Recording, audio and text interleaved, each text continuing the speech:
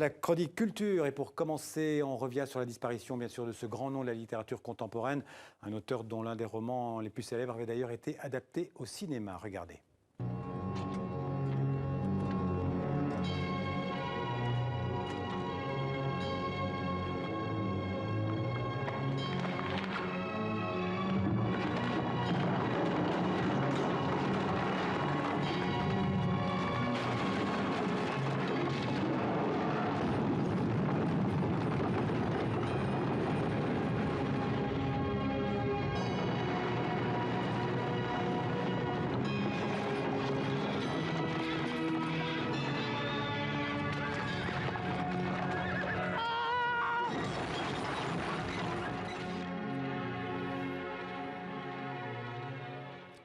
Bonsoir Jean-Baptiste. Bonsoir Xavier. C'était évidemment le nom de la rose adapté par Jean-Jacques Hano. Oui, et le romancier Umberto Eco qui a écrit ce roman en 1980, roman traduit dans 43 langues, 10 millions d'exemplaires, et donc quelques années plus tard, ce film qui avait remporté un César. Il n'y a pas que ce film, il n'y a pas que ce livre, il y a aussi Le Pendule de Foucault, 1988, autre best-seller signé Umberto Eco. Mais Eco, c'est aussi un philosophe, c'est aussi un essayiste. Il a écrit aussi bien sur la beauté et la laideur que sur la poésie de James Joyce ou encore James Bond. C'est un sémiologue également, figure de la gauche intellectuelle italienne, parfaitement francophone.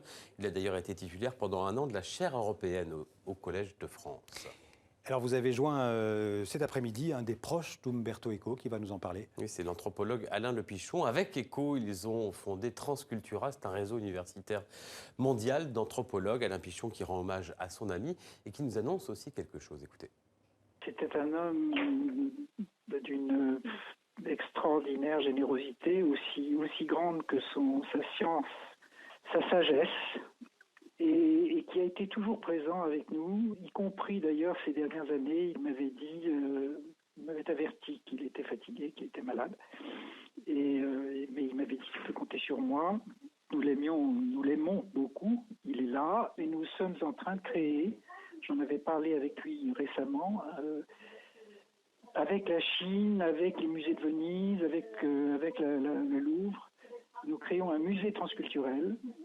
Et je lui avais dit, Umberto, je voudrais qu'on donne ton nom au musée transculturel. Et il m'avait dit ceci il y a quelques mois, oui, mais pas tant que je suis vivant. Le musée transculturel sera le musée Umberto Eco, établi en Chine à la tour de Shanghai, Shanghai Tower. Voilà, il y aura donc un musée à Shanghai, musée intitulé, baptisé Umberto Eco. On va passer à l'actualité du cinéma avec la sortie d'un film mercredi prochain en France. Le titre du film, Tempête. C'est le 3e long métrage de Samuel Collardet. C'est un film qui nous emmène dans le milieu des marins-pêcheurs, au Sables d'Olonne. C'est sur la côte atlantique dans l'ouest de la France. On va suivre Dominique, un pêcheur, justement père de famille. Même si ça n'est pas toujours facile avec ses 2 enfants, on regarde et on en parle après.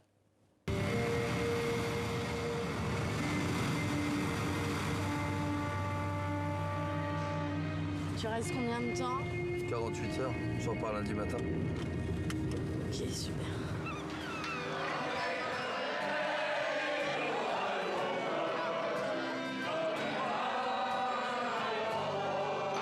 Je croyais que t'allais changer de bateau et que t'allais rentrer tous les soirs. Non mais arrête tes conneries, c'est moi qui la garde. Tu vas me la chercher la gamine avec ses affaires. Elle va nulle part. Chez toi, elle est toujours toute seule. Moi je vais à la mer, j'ai pas le choix. Tu vas me chercher la gamine, elle revient avec moi. Laisse-moi Tu me tranquille. fais quoi là? Ah mais je suis pas sûre que le juge, cette fois-ci, aille dans votre sens si vous ne changez pas votre organisation au niveau du travail. Alors Tempête, donc, et ce qui est remarquable, c'est que l'acteur principal de ce film est un vrai pêcheur. Il a remporté le prix d'interprétation à la Mostra de Venise. Il s'appelle Dominique Borne et le paradoxe, c'est en effet qu'il n'est pas un comédien professionnel, c'est un marin-pêcheur. C'est peu ou prou son histoire qui est racontée dans Tempête et c'est d'ailleurs la méthode, la patte de Samuel Collardet dans chacun de ses films. Il fait jouer à des acteurs non professionnels, quelque chose qui ressemble à leur vie, pas loin du documentaire, mais avec les moyens du cinéma, avec de la lumière, avec des travelling. Le résultat, c'est un film avec une vérité qui prend à la gorge, même si ce procédé, on pourrait dire, ce n'est pas le résultat qui compte, c'est juste un moyen, c'est ce que nous a confié le réalisateur. On peut voir le film comme une pure fiction. Après, on sent quand même que c'est joué par des acteurs non professionnels, avec un jeu très naturaliste ou très proche du réel. Mais on ne se doute pas forcément que l'histoire qu'ils sont en train de jouer leur est arrivée ou est-ce qu'ils jouent leur propre rôle. Ça, on peut regarder le film comme ça, de manière très détachée et très émue par le film. Voilà. Après, moi, ce qui m'intéresse en travaillant avec des acteurs non professionnels, c'est qu'ils nourrissent le scénario et la mise en scène. Et c'est ça, moi, qui me passionne, en fait. Évolution, perturbation climatique sur la Bretagne, évolution sur le nord de la France, dans un champ de pression élevé.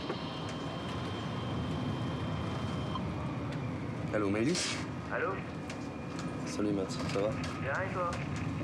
Alors, ça s'est passé comment l'accouchement de ta sœur? C'est maman qui l'a appelé ce matin. C'est la mère qui l'a emmené? D'arriver à cette justesse de jeu que je cherche, ça prenait énormément de temps et énormément d'énergie. Voilà. Donc, quand Dominique reçoit le prix d'interprétation à Venise, moi je le prends aussi. Pour moi, je me dis ouais, effectivement, on a réussi notre coup. Voilà, c'était ça le but, vraiment le but ultime du tournage, l'amener à ce jeu-là. Et lui, il a réagi comment? Ah bah lui, il marche sur les nuages là, en ce moment. Oh, bah, c'est vraiment important, faut vraiment que je reste à terre. Si tu viens pas, c'est pas la peine de revenir. Je prends quelqu'un d'autre.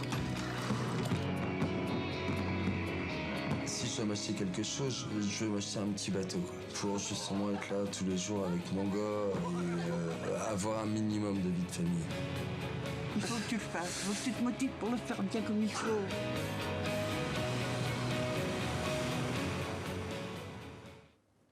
Voilà. Tempête. Merci Jean-Baptiste. À demain. Et à demain.